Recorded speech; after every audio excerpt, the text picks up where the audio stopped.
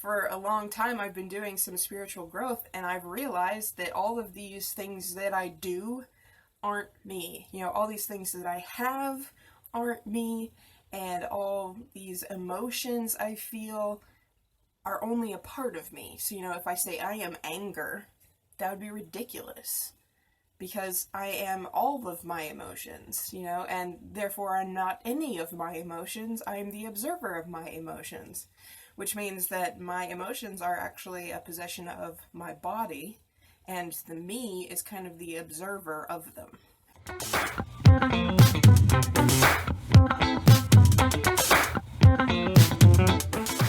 If you can only support creators who provide value and make you think, please consider contributing to my Patreon page the next time you watch one of my videos. Hello everybody and welcome. Today I want to talk about the ways that we define ourselves, and also about the ways that people see us. So the reason I kind of came up with this video topic today was because I had some interactions with a couple of family members yesterday, and some of them kind of hit kind of hard, you know, like they hurt, and there was nothing specific in the particular comments or whatever, but it was the assumptions that I felt that they held about me that hurt. And it got me thinking, well, you know, why does this hurt? Why did this cause a problem within me? You know, what exactly was going on in my head that I had this negative reaction to what was going on? The first part about it, though, I think I'm going to go into what the other people might have been feeling, because at least part of the reason why this issue came up in the first place was because one of those family members was feeling unincluded from the discussion of my particular post, and this was on social media. So she made a comment that kind of hurt me, but as we're talking it out and, you know, working through this stuff, she said that, and we were talking about depression at this particular moment in time, but she said that the description that I had written about definition made her feel left out because she was suffering from postpartum depression, and, you know, that my definition didn't include her illness or her mental illness or whatever the case may be. And it got me thinking. I mean, like, she used the word my in it. She said my mental illness or something like that, my depression, or I don't know, the specifics don't really matter. But the reason that it got me was the word my was super strange to me, because that kind of meant that she had taken depression and said, this is me. And I was like, wow, well, there's no way you're getting out of it now. And that was so humorous to discover, because I was just like, wow, okay, I know that there are so many different reasons why somebody could be depressed. I mean, loss, tragedy, trauma, brain chemistry imbalances, you know, there could be a lot of reasons for somebody's depressed. But I am of the mind that you can change anything if you want to, particularly with your own body. So when it comes to depression, whatever the cause, I do feel like you could probably change it. Now, I'm sure that a lot of people are going to be like, no, I can't. I need the drugs. You know, I need to be on antidepressants and all these other things. But the truth is, there are many ways in order to create serotonin and dopamine within your own brain. And that's what antidepressants do. They increase the amount of serotonin and dopamine, usually just serotonin. And it's actually kind of a false sensation, though, because you start to overwhelm your receptors, and therefore you actually start producing, or you reduce the number of receptors in your brain, which means you have to up the amount of drug that you take, and still are reducing the amount of receptors. So if you do ever get off of antidepressants, you're going to go through a period of low time to allow those receptors to regrow, because you kind of destroyed them through the drug. And this is why when people get on antidepressants, it's very challenging for them to get off of them, because they will face a time of depressiveness before they can get to that place of healing again. And this is one of the reasons why I am so against drugs. The other reason why I don't like drugs and I don't really trust doctors is because I was put on kind of an anti-acne medication when I was in middle school, and it landed me in the hospital with a disease that pretty much nobody could diagnose. I mean, they had to send me up to an expert. They had to send me up to specialists to figure out what was going on. And it turned out it was something called pseudotumor cerebri. So, I don't trust doctors. I don't trust medicines. They mess with your bodies in ways that we don't even know, and that's dangerous and can alter you permanently for a while. I do think that you can recover from whatever negatives might occur, but it can affect you for a good long time after you've stopped taking the drug. So, be cautious. But when my family member said that she essentially owned her depression, like it was a part of her, it got me thinking about the ways that we define ourselves. Like the words we use when somebody says, well, who are you? Tell me who you are. And probably the most obvious place in which this is a problem for me is dating sites and stuff, where they're like, well, describe yourself. And I keep coming up against this wall where I'm like, I am me, this unique soul that lives in this body, things like that, where it's just ethereal and not specific and doesn't really tell them anything about you.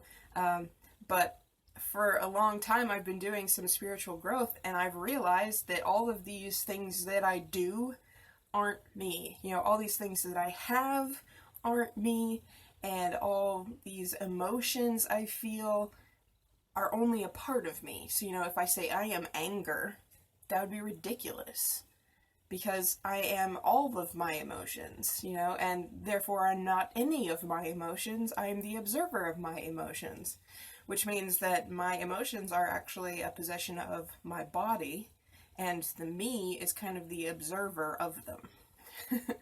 And if you do some meditation and you reach this place of like oneness, even if you just sit in silence for a little bit, you get the sense of your infinite nature, which means that your body is not actually like a lasting part of you. It's a vessel that holds you while you're on the physical world. You can decide whether you agree with that or not, whatever the case may be. I know that in Christian religions, the concept of your body as a temple is kind of common, so that's a similar concept, where your spirit is eternal, your body is not. The atoms that make up your body are, so that's something. But yes, the body and the emotions, the diseases, and the things that it feels aren't actually you. You is the observer. You also aren't even the thoughts that you think. They are kind of like another sense that goes on inside your body. Thoughts, though, do seem to come from something else, like a collective consciousness of some sort. And you draw to you the emotions, or you draw to you the thoughts that match the emotional state that you're in. Kind of like tuning into a radio frequency. So when this person said, my depression, I was like, wait, you're defining yourself by your depression? You're defining yourself by an illness that's going on in your head? You're defining yourself by an imbalance in your brain? Like, that's weird. But a lot of people do this. I mean, it's really, really common. It's so common that people define themselves by what's going on in their life. I mean, when somebody says, tell me about yourself, the default answer is, well, I am, and then insert your work, insert your job.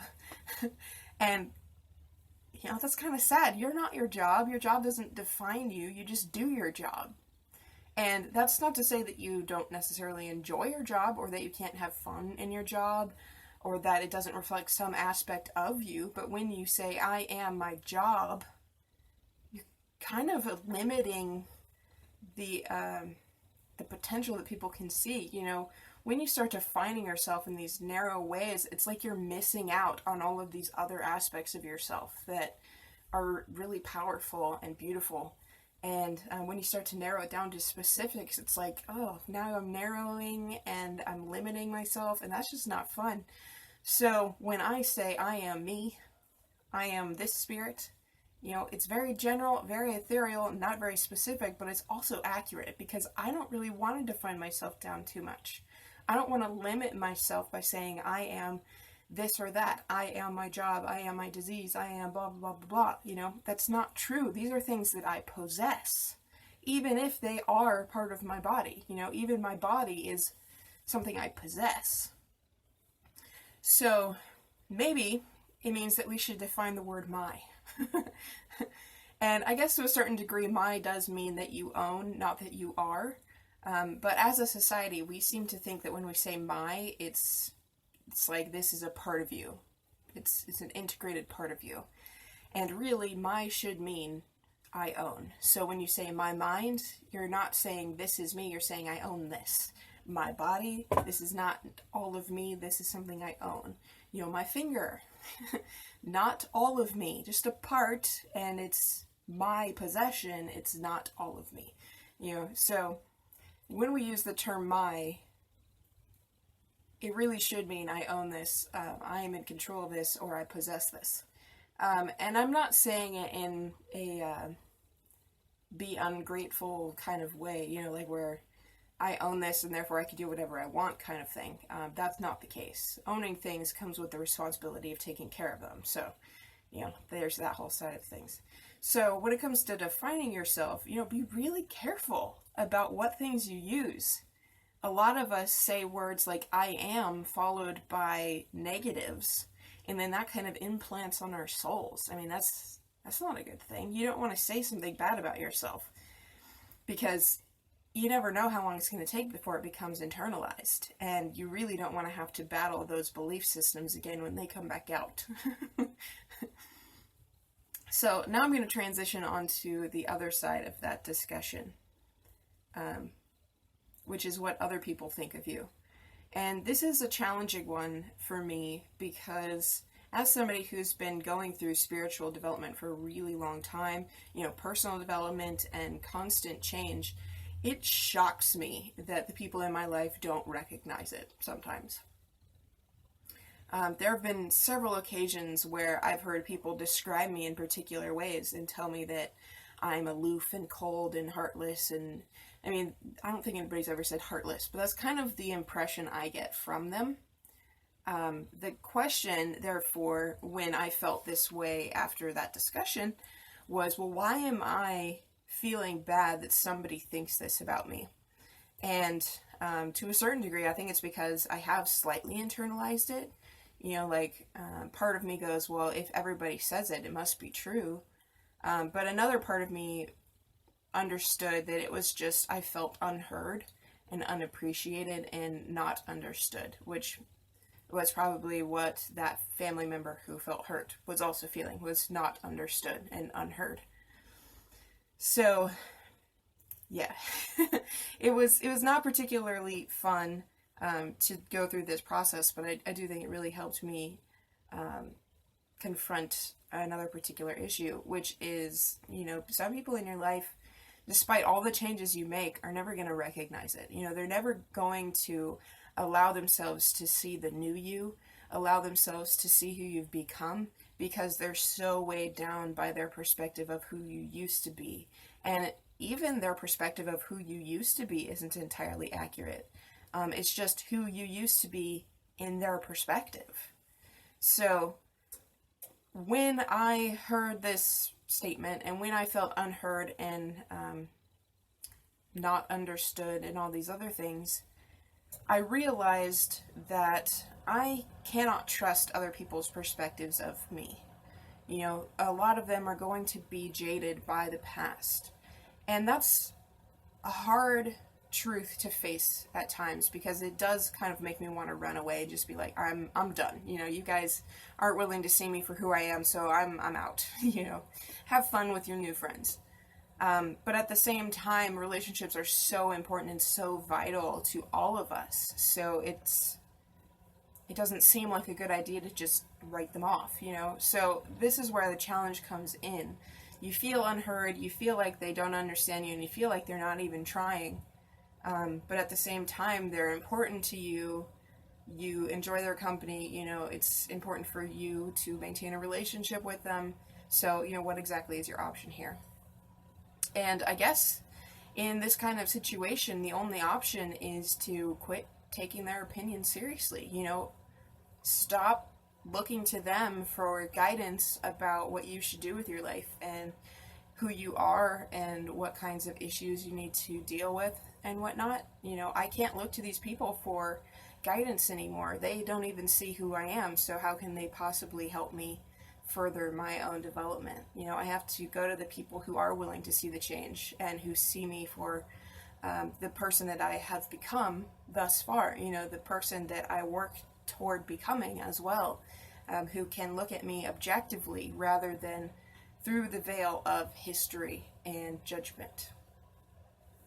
So, I know that some of these topics are a little bit abstract, and that, you know, it's challenging when you face either of these situations. You know, a lack of understanding, ill-defining terms, and, you know, feeling judged and unheard. These are not fun things to go through, but once you start to come into yourself, once you start to recognize your value, your purpose, and your place in this world, you know, once you start to recognize that you are worth whatever it is that you want, you know, whatever it is that you believe you need, I mean, you're worth whatever you could expect to see in the world. You're beloved, and you're part of this bigger family where we all should be living the lives that we truly desire. You know, we should be following our hearts. We should be, you know, creating a world that encompasses all of our changes and all of our differences and allows them.